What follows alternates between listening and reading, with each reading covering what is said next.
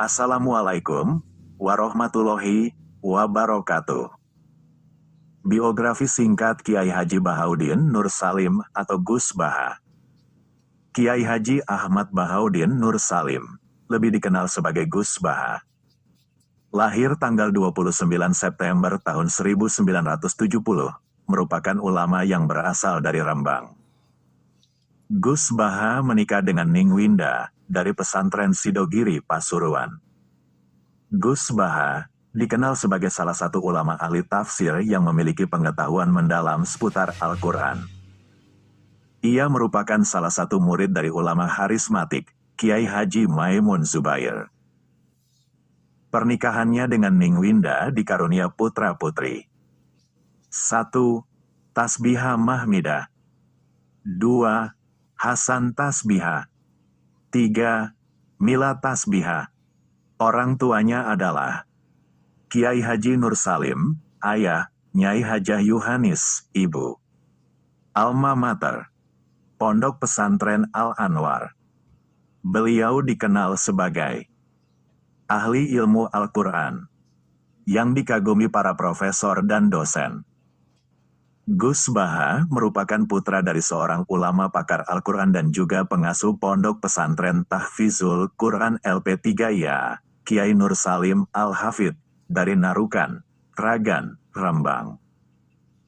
Kiai Nur Salim merupakan murid dari Kiai Arwani Kudus dan Kiai Abdullah Salam, Kajen, Mergoyoso, Pati. Nasabnya bersambung kepada para ulama besar. Bersama Kiai Nur Salim, ayah Gus Baha, Kiai Haji Hamim Jazuli, Gus Mik, memulai gerakan Jantiko, Jamaah Anti Koler, yang menyelenggarakan kajian Al-Quran secara keliling. Jantiko kemudian berganti mantap, Majelis Nawaitu Topo Broto, lalu berubah jadi Zikrul Gofilin. Kadang ketiganya disebut bersamaan, Jantiko Mantap dan Zikrul Gofilin. Dari silsilah keluarga ayah, Gus Baha merupakan generasi keempat ulama-ulama ahli Al-Quran. Sedangkan dari silsilah keluarga ibu, Gus Baha menjadi bagian dari keluarga besar ulama Lasem, dari Bani Mbah Abdurrahman Basyaiban atau Mbah Sambu. Keluarga. Setelah menyelesaikan pendidikannya di Sarang, Gus Baha menikah dengan seorang anak kiai yang bernama Ning Winda, pilihan pamannya dari keluarga Pondok Pesantren Sidogiri, Pasuruan, Jawa Timur. Ada cerita menarik dengan pernikahan Gus Baha. Sebelum lamaran, dia menemui calon mertuanya dan mengutarakan sesuatu. Beliau mengutarakan kehidupan beliau bukan model kehidupan yang glamor, melainkan kehidupan yang sangat sederhana. Beliau berusaha meyakinkan calon mertuanya untuk berpikir ulang atas rencana pernikahan tersebut. Tentu maksud beliau agar mertuanya tidak kecewa di kemudian hari. Namun mertuanya hanya tersenyum dan mertuanya hanya mengatakan, "Klop, alias sami mawon kali kulo, sama saja dengan saya." Kesederhanaan Gus Baha dibuktikan saat beliau berangkat ke Pondok Pesantren Sidogiri untuk melangsungkan upacara akad nikah yang telah ditentukan waktunya. Gus Baha berangkat sendiri ke Pasuruan dengan menumpang bis kelas ekonomi. Kesederhanaan beliau bukanlah sebuah kebetulan, namun merupakan hasil didikan ayahnya semenjak kecil. Setelah menikah, Gus Baha mencoba hidup mandiri dengan keluarga barunya. Gus Baha menetap di Yogyakarta. Selama di Jogja, beliau menyewa rumah untuk ditempati keluarga kecilnya. Semenjak Gus Baha menetap di Yogyakarta, banyak santri-santri beliau di Karangmangu yang merasa kehilangan. Hingga pada akhirnya mereka menyusul Gus Baha ke Yogyakarta dan iuran atau patungan untuk menyewa rumah di dekat rumah beliau. Tiada tujuan lain selain untuk tetap bisa mengaji kepada beliau. Ada sekitar 5 atau 7 santri Mutahorijin Al-Anwar maupun MGS yang ikut ke Yogyakarta. Saat di Yogyakarta inilah kemudian banyak masyarakat sekitar rumah Gus Baha yang akhirnya minta ikut ngaji kepada beliau. Keilmuan. Gus Baha, kecil dididik belajar dan menghafalkan Al-Quran secara langsung oleh ayahnya dengan menggunakan metode tajwid dan mahorijul huruf secara disiplin. Hal ini sesuai dengan karakteristik yang diajarkan oleh guru ayahnya, yaitu Kiai Haji Arwani Kudus. Kedisiplinan tersebut membuat Gus Baha, di usianya yang masih muda, mampu menghafalkan Al-Quran 30 juz beserta qiraahnya. Menginjak usia remaja, ayahnya menitipkan Gus Baha untuk mondok dan berkhidmah kepada Syekhina Kiai Haji Maimun Zubair di Pondok Pesantren Al-Anwar Karangmangu, Sarang, Rembang. Pondok Al-Anwar tepat berada sekitar 10 km arah timur dari rumahnya. Di Pondok Pesantren Al-Anwar inilah keilmuan Gus Baha mulai menonjol seperti ilmu hadis, fikih, dan tafsir. Dalam ilmu hadis, Gus Baha mampu menghatamkan hafalan Sahih Muslim lengkap dengan matan, rawi dan sanadnya. Selain Sahih Muslim, beliau juga menghatamkan dan hafal isi kitab Fathul Muin dan kitab-kitab gramatika bahasa Arab seperti Imriti, Alfiyah Ibnu Malik, dan lain-lain. Bahkan menurut sebuah cerita, dengan banyaknya hafalan yang dimiliki oleh Gus Baha, menjadikan beliau sebagai santri pertama Al-Anwar yang memegang rekor hafalan terbanyak.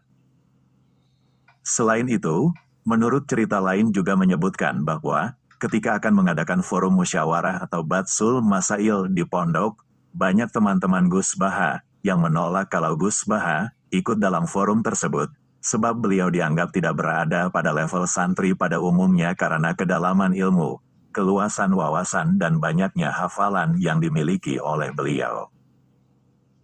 Maka, atas dasar kedalaman keilmuan yang dimiliki Gus Baha, hal ini yang kemudian membuat Gus Baha diberi kepercayaan untuk menjadi Rois Fathul Muin dan Ketua Ma'arif di jajaran kepengurusan pesantren Al-Anwar. Selain menonjol dengan keilmuannya, beliau juga merupakan sosok santri yang dekat dengan kiainya. Dalam berbagai kesempatan, beliau sering mendampingi guru beliau Syekhona Kiai Haji Maimun Zubair untuk berbagai keperluan. Mulai dari sekedar berbincang santai, hingga urusan mencari takbir dan menerima tamu-tamu ulama-ulama besar yang berkunjung ke Al-Anwar. Hingga beliau dijuluki sebagai santri kesayangan Syekhona Kiai Haji Maimun Zubair.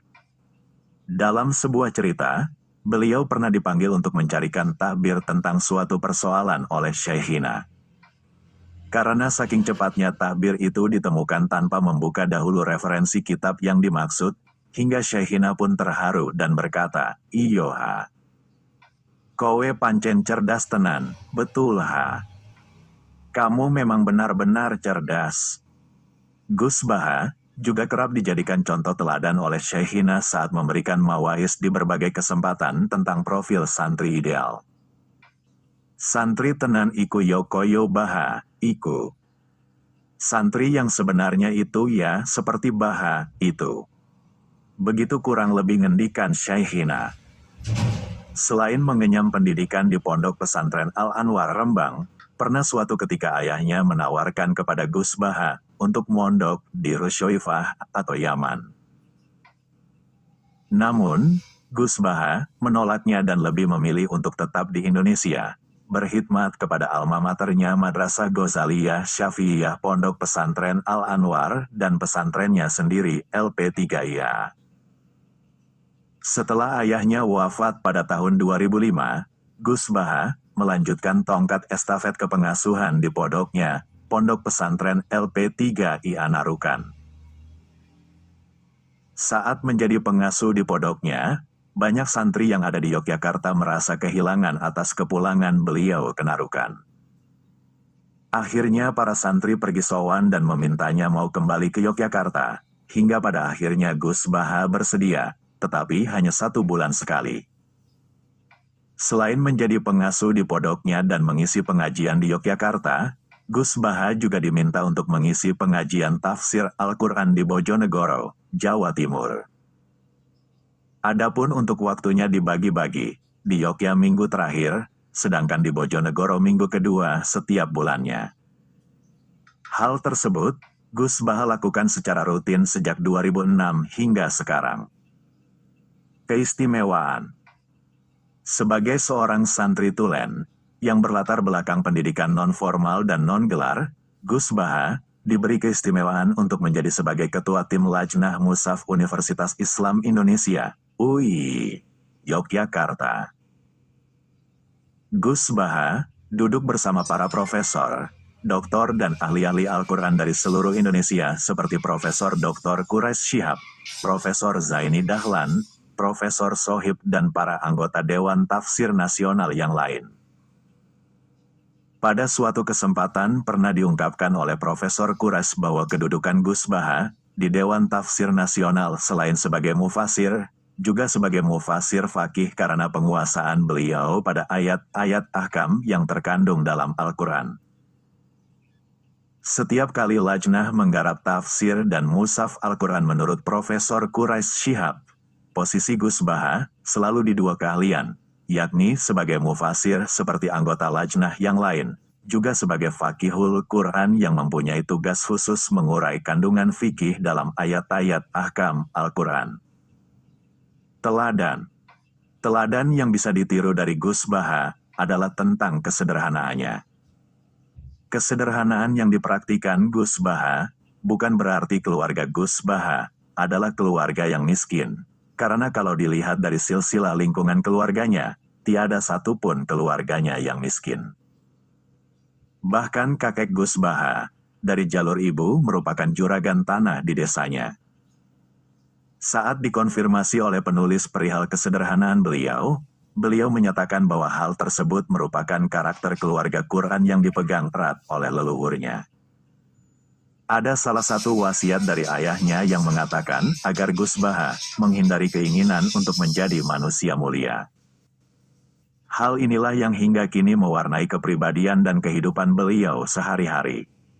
Karya 1. Kitab ini adalah kitab yang ditulis oleh Gus Baha yang menjelaskan tentang Rasem Usmani yang dilengkapi dengan contoh dan penjelasan yang disandarkan pada kitab Al-Mughni, karya Abu Amr Usman bin Said Ad-Dani, wafat 444 Hijriah.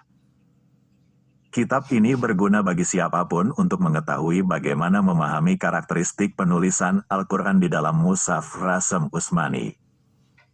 2. Tafsir Al-Quran versi UII dan Al-Quran terjemahan versi UII Gus Baha 2020. Salah satu ciri khas tafsir dan terjemahan UII yang ditulis oleh Gus Baha dan timnya adalah tafsir ini dikontekstualisasikan untuk membaca Indonesia dan dengan rasa Indonesia. Tafsir dan terjemahan UII ini sama sekali tidak mengubah dari keaslian Al-Quran itu sendiri.